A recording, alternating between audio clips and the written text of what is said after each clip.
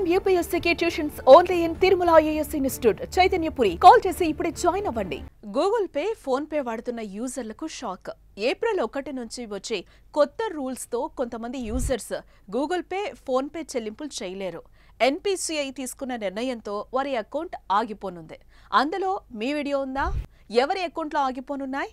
ఎందుకు వారు చెల్లింపులు చేయలేరు? తెలియాలంటే ఈ వీడియోపై ఓ లుక్ వేసేయండి.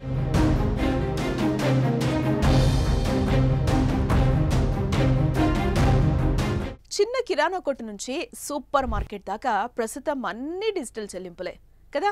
కరెన్సీ నోట్ల వాడకం తగ్గిపోయి దేశంలో UPI పేమెంట్స్ చేయడం భారీగా పెరిగిపోయింది. డిజిటల్ చెల్లింపు కోసం ఎన్నో యాప్స్ అందుబాటులో ఉన్నాయి. బ్యాంక్ అకౌంట్కి లింక్ చేసిన ఫోన్ నెంబర్ ద్వారా పేమెంట్స్ చేస్తున్నారు. అకౌంట్కు లింక్ అయినా, ఫోన్ నెంబర్ యాక్టివ్గా ఉన్నా లేకపోయినా ఇప్పటి వరకు పేమెంట్స్ జరిగేవే. అవకాశం ఉంది, కానీ ఇకపై అలా కుదరదు.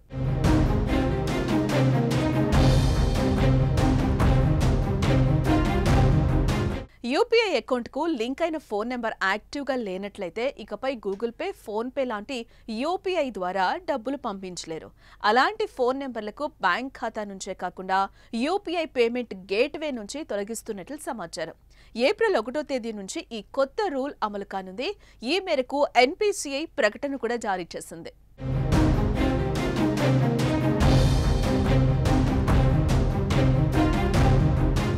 ప్రస్తుతం సైబర్ క్రైమ్లు భారీగా జరుగుతున్నాయి. సైబర్ నేరగాళ్లు కొత్త పంథాలను ఎంచుకుని అకౌంట్ల నుంచి డబ్బులను లాగిస్తున్నారు. ప్రధానంగా UPI యాప్లను ఉపయోగించుకుని మోసాలకు తెరలేపుతున్నారు. ఈ క్రమంలోనే NPCI ఈ నిర్ణయం తీసుకుంది. ఉపయోగంలో లేని ఫోన్ నెంబర్స్ ఉపయోగించుకుని UPI బ్యాంకింగ్ వ్యవస్థల్లో మోసాలకు తెరపడే అవకాశం ఉందనే ఉద్దేశంతో ముందు జాగ్రత్తలు తీసుకుంటోంది.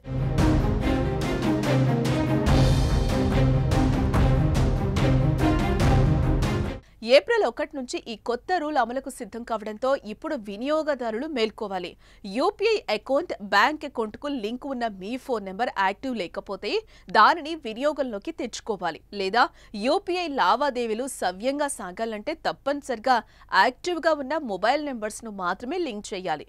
మీ బ్యాంక్ ఖాతాకు లింక్ చేయబడిన మొబైల్ నెంబర్ యాక్టివ్గా ఉందా లేదా తెలుసుకోవటం కోసం తప్పనిసరిగా చెక్ చేసుకోవాలి.